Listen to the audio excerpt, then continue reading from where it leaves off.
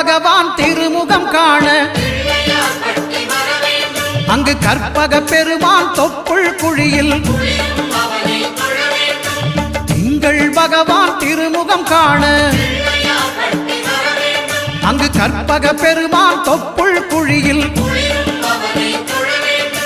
பார்க்கடல் பிறந்த சந்திர பகவான் கணபதி வயிற்றில் நிறைந்திருப்பான் எங்கள் கற்பகத்தானை கண்டவர் தமக்கு தீரா பிணிகளை தீர்த்து வைப்பான்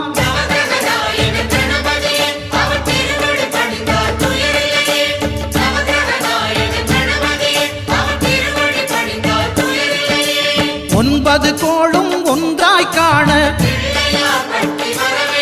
அங்கு கற்பகம் என்னும் கடவுளின் மெய்யில்